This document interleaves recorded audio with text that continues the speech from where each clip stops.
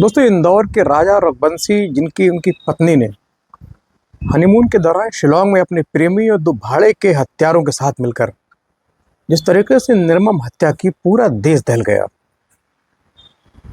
और ये जो कत्ल है बड़े नाटकीय अंदाज में हुआ, फिल्मी अंदाज में हुआ, प्री प्लानिंग करके हुआ, बहुत मजी हुई, बड़े शातिराना अंदाज में।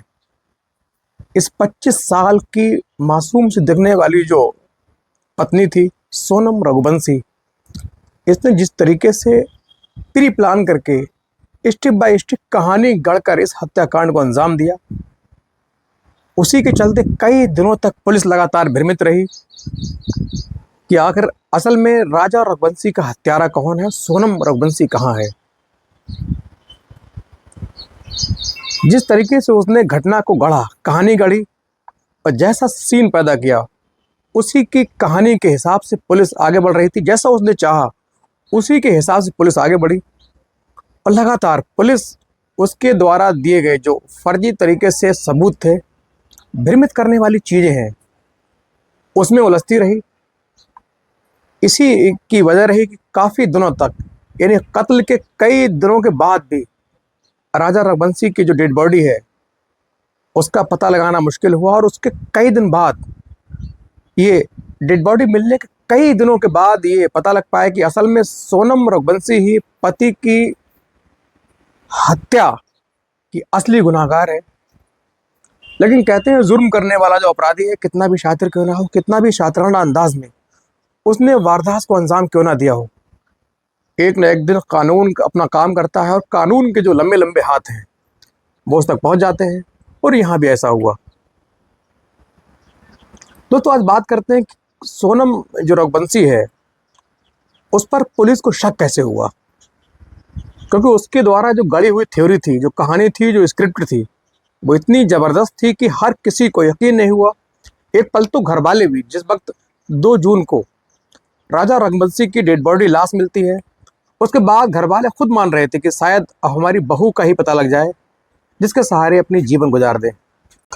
2 जून को जब राजा रघुवंशी का शव मिला, उसके बाद पूरा देश और राजा रघुवंशी के माता पिता ये कह रहे थे कैसे ही किसी तरह से पुलिस उनकी बहू का पता लगा ले, कम से कम बेटा चला गया लेकिन बहू तो सलामत मिल जाए।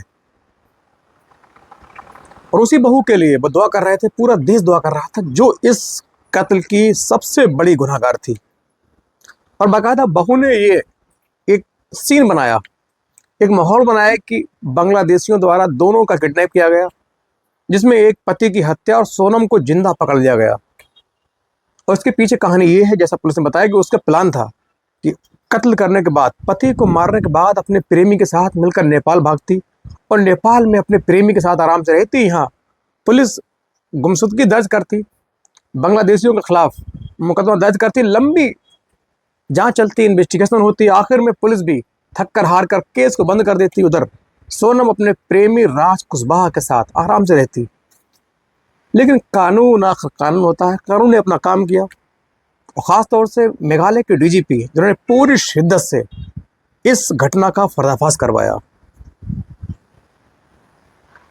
दोस्तों, शक की वजह यह रही कि सबसे पहले सोनम का जो फ़ोन था, उसके बाद एक अल्टरनेटिव फ़ोन और चला रही थी। अब आप सोच रहे होंगे कि उसके अल्टरनेटिव फ़ोन की जो सिम है, जो किसी और के नाम से पहले ही ले रखी थी, उसका पता पुलिस को कैसे चला। दरअसल जब कई दिन तक सोनम का पता नहीं लगा, तो पुलिस ने उसके जो नंबर है, उसकी लगभग 6 से 7 महीने की जो कॉल डिटेल है, CDR निकाली। CDR को सुना, उसमें एक जो नंबर था वो लगातार उससे रेगुलर बात हो रही थी, रात को लंबी लंबी बातें हो रही थी। वो नाम जो नंबर था वो राज कुशवाहा, यानी सोनम के प्रेमी का। अब बिल्कुल हाल में, अभी कत्ल के बाद, उसी नंबर को पुलिस ने फिर, जो राज कुशवाहा प्रेमी है, चुपचाप से बिना बताए उसके नंबर को सर्विलांस पर लगाया। तो उसमें जो 5 नंबर थे, लगातार उनसे बातचीत हो रही थी। उन नंबर, 4 नंबर की लोकेशन शिलांग, 5 नंबर की जो लोकेशन शिलांग की थी। इन लोकेशन के सारे पुलिस ने पूरी तरीके से अंदाज लगा लिया कि अब कहीं ना कहीं इस हत्याकांड में सोनम, उसके प्रेमी का हाथ है। और इनकी लोकेशन एक जगह आना, ये अपने आप में सबसे बड़ा शक पैदा करती हैं। और दूसरा शक ये था कि सोनम की माँ सास यानी राजा रघुवंशी की माँ ने जब फ़ोन किया कि बेटे से बात कराइए, तो उसने कहा मेरा फास्ट है और राजा जो है बाहर ब्रेकफास्ट करने गए हैं, आएंगे तो बात करा दूंगी। उसके बाद जब सीसीटीवी देखे गए तो उस वक्त पर सोनम भी बाहर थी और अकेली थी। नंबर 2 झूठ ये हुए। उसके बाद तीसरी जो चीज़ है जो शक पैदा करती है वो ये है कि राजा और सोनम दोनों कपल थे, हनीमून पर गए। उम्र ऐसा नहीं होता है कि कोई कपल हनीमून पर जाए या बाहर किसी डेस्टिनेशन घूमने जाए और वहाँ की फ़ोटो सोशल मीडिया पर अपलोड ना करे। इसने अपने दोनों ने, राजा रघुवंशी और सोनम रघुवंशी ने, बहुत ज़्यादा फ़ोटो कोई अपलोड नहीं किए। लेकिन हाँ, सोनम ने पति के कत्ल के बाद उन्हीं की आईडी से, उनके इंस्टाग्राम अकाउंट से 2-4 फोटो ज़रूर पोस्ट की है, जिससे ऐसा लगे कि दोनों सही सलामत हैं और घूम रहे हैं। ये 3 चीज़ें थीं जिस पर पुलिस का शक होता हुआ सोनम की ओर पुलिस की जो जांच की सुई है वो मुड़ गई, घूम गई। और जो कत्ल हुआ यानी 11 मई को शादी, 18 मई को जो प्लान था हनीमून का, इसने वापसी के टिकट नहीं बुक कराए। सोनम की सासू माँ ने कहा बेटा वापसी तुम कब तक वहाँ रहोगी? तो बोली मैं लगभग 7 दिन रहूँगी। जब 7 दिन का प्लान था तो फिर 7 दिन के बाद के वापसी के टिकट भी बुक कराने चाहिए, लेकिन टिकट बुक नहीं कराए गए, बहाना किया गया। उसके बाद 20 तारीख को ये निकलते हैं इंदौर से बेंगलोर, बेंगलोर से सीधे शिलोंग। वहाँ रहे, फिर तीसरे दिन ही इसने अपने भाड़े के हत्यारे और राज कुशवाहा के साथ मिलकर 23 मई को पति की हत्या कर दी और बहुत गहरे पॉइंट, बहुत गहरी नदी में, खाई में सबको फेंक दिया। और जब तीनों हत्यारे वहाँ थे तो इनकी पहचान भी सोनम ने करा दी। अचानक ही मिले और कहा आप कहाँ से हैं, आप कहाँ से हो? कहा इंदौर से। उन्होंने कहा मैं भी इंदौर से। इस दौरान दूर होने के चलते, एक जगह के रहने वाले होने के चलते दोनों इन दो में हंसी मजाक हो गई, हाय हेलो हो गई। ये आसपास लगातार उनके घूमते और मौका मिलते ही सोनम के इशारे पर इन तीनों ने सोनम के साथ मिलकर पति का गला काट दिया और गहरी खाई में धकेल दिया। उसके बाद सोनम ने अपनी जो शर्ट थी, जानबूझकर पुलिस को भ्रमित करने के लिए अपनी वाइट रंग की शर्ट भाई उतारी छोड़ दी, जिससे पुलिस को लगे कि सोनम का भी किडनैप हुआ है, उसका भी इस हत्याकांड के साथ उसकी भी ज़िंदगी खतरे में है या उसको पकड़कर किडनैप किया गया है। उसके बाद ये वहाँ से भागकर सीधे इंदौर पहुंची। 23 तारीख को मर्डर, 25 तारीख को इंदौर पहुंचती है।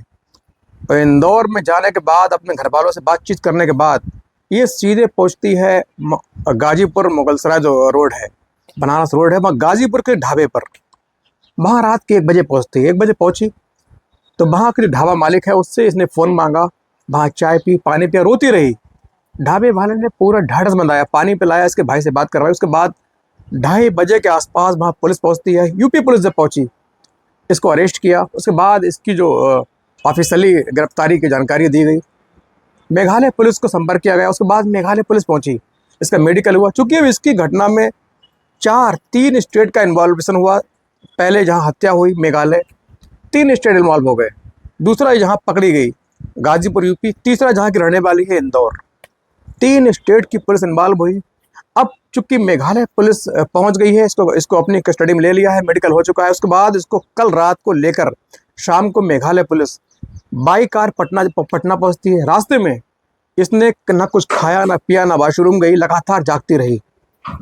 इनका जो जिस कार में बैठी पुलिस का वो ड्राइवर, उसने बताया कि सोनम बिल्कुल चुपचाप बैठी रही पूरे सफ़र। उसने किसी से बात नहीं की, ना पानी मांगा, ना खाना मांगा, शायद सदमे में थी। उसके बाद अब पटना पहुंची है। आज पटना से 12 बजे की 3 बजे की 2 फ्लाइट बुक की गई है शिलांग के लिए।